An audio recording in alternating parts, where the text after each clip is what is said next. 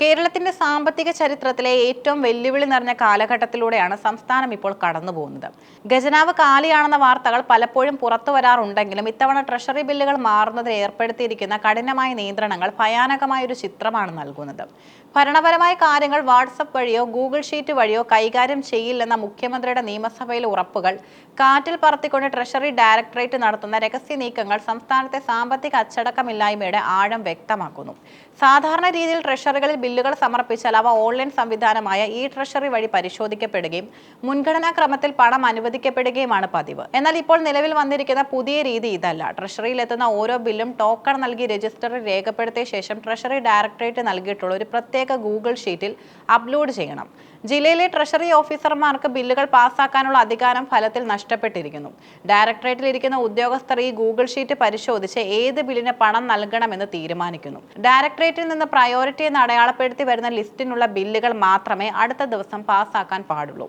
ഇതിലൂടെ പണം പുറത്തേക്ക് പോകുന്നത് ഓരോ ദിവസവും നിയന്ത്രിക്കാൻ സർക്കാരിന് സാധിക്കുന്നു. 2024 ഫെബ്രുവരി 12 നിയമസഭയിൽ ഒരു ചോദ്യത്തിന് മറുപടിയായി മുഖ്യമന്ത്രി പിണറായി വിജയൻ പറഞ്ഞത് ഔദ്യോഗിക കാര്യങ്ങൾക്കും ഭരണപരമായ നിർദ്ദേശങ്ങൾക്കും വാട്സപ്പ് പോലുള്ള പ്ലാറ്റ്ഫോമുകൾ ഉപയോഗിക്കാൻ ഉദ്യോഗസ്ഥർക്ക് അനുമതിയില്ല എന്നാണ്. എന്നാൽ ഇതേ നിർദ്ദേശത്തെ അട്ടിമറിച്ചുകൊണ്ടാണ് ട്രഷറി ഡയറക്ടർ വാട്സപ്പ് ഗ്രൂപ്പുകൾ വഴി അതീവ രഹസ്യ സ്വഭാവമുള്ള നിർദ്ദേശങ്ങൾ കൈമാറുന്നത്. ഈ വിവരങ്ങൾ ഉദ്യോഗസ്ഥരുടെ അറിവിലേക്ക് മാത്രമുള്ളതാണ്. മറ്റൊരു ഗ്രൂപ്പിലും ഷെയർ ചെയ്യരുതെന്ന കർശന മുന്നറിയിപ്പോടെയാണ് സന്ദേശങ്ങൾ വരുന്നത്. ഒരു ജനാധിപത്യ സർക്കാരിന്റെ സാമ്പത്തിക വിനിയോഗം ഇത്രത്തോളം രഹസ്യമായി നടക്കുന്നത് സുതാര്യതയ്ക്ക് നിരക്കാത്തതാണെന്ന് സാമ്പത്തിക വിദഗ്ധർ ചൂണ്ടിക്കാട്ടുന്നു.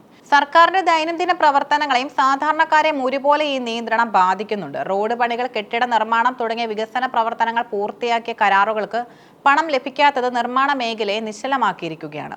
10 ലക്ഷം രൂപയ്ക്ക് മുകളിലുള്ള ബില്ലുകൾ നേരത്തെ തന്നെ തടഞ്ഞു വെച്ചിരുന്നു. ഇപ്പോൾ ചെറിയ തുകയുടെ ബില്ലുകൾ പോലും 7 ദിവസം മുതൽ 2 ആഴ്ച വരെ വൈകുകയാണ്. പഞ്ചായത്തുകളുടെയും നഗരസഭകളുടെയും പദ്ധതി വിഹിതം ട്രഷറിയിൽ കെട്ടിക്കിടക്കുകയാണ്. വാർഷിക പദ്ധതികൾ പൂർത്തിയാക്കാൻ പണമില്ലാത്ത അവസ്ഥയിലാണ് പല തദ്ദേശ ഭരണ സ്ഥാപനങ്ങളും. പെൻഷൻ ആനുകൂല്യങ്ങൾ, ചികിത്സാ ധനസഹായങ്ങൾ തുടങ്ങിയവ പോലും മുൻഗണനാ പട്ടികയിൽ ഇടം പിടിച്ചാൽ മാത്രമേ ലഭിക്കൂ എന്ന അവസ്ഥയുമുണ്ട്. HR ക്ലെയിമുകൾക്ക് ഇളവുണ്ടെന്ന് പറയുന്നുണ്ടെങ്കിലും പ്രായോഗികമായി പലയിടത്തും തടസ്സങ്ങൾ നേരിടുന്നുണ്ട്. സംസ്ഥാനത്തിന്റെ കടമെടുപ്പ് പരിധി കേന്ദ്ര സർക്കാർ വെട്ടിക്കുറച്ചതാണ് ഈ പ്രതിസന്ധിക്ക് പ്രധാന കാരണമെന്ന് സർക്കാർ വാദിക്കുന്നുണ്ടെങ്കിലും ആഭ്യന്തരമായ ധൂർത്തും സാമ്പത്തിക മാനേജ്മെന്റിന്റെ പരാജയവും ഇതിന് പിന്നിലുണ്ടെന്നാണ് പ്രതിപക്ഷം ആരോപിക്കുന്നത്. ഖജനാവിൽ ശമ്പളം നൽകാൻ പണമില്ലാത്തപ്പോഴും സർക്കാരിന്റെ 2ാം വാർഷികത്തോടനുബന്ധിച്ചും മറ്റു കോടിക്കണക്കിന് രൂപയുടെ പരസ്യങ്ങളാണ് പത്രദൃശ്യ മാധ്യമങ്ങൾ വഴി നൽകുന്നത്. ഇതിന്റെ ബാധ്യത വരും വർഷങ്ങളിലേക്ക് മാറ്റിവെക്കുകയാണ്. ഇനിയും കടമെടുക്കാൻ കഴിയാത്ത വിധം കടക്കണിയിൽ സംസ്ഥാനം അകപ്പെട്ടിരിക്കുകയാണ്. ട്രഷറിയിലെ പണം പിടിച്ചു നിർത്തി ഒരു വിധത്തിൽ ശമ്പളവും പെൻഷനും നൽകി മുന്നോട്ട് പോകാനാണ് സർക്കാരിന്റെ ഇപ്പോഴത്തെ ശ്രമം. നിലവിലെ സർക്കാരിന്റെ കാലാവധി തീരാനിരിക്കെ എല്ലാ ബാധ്യതകളും വരും വർഷങ്ങളിലേക്ക് മാറ്റിവെക്കുന്ന രീതി അപകടകരമാണ്.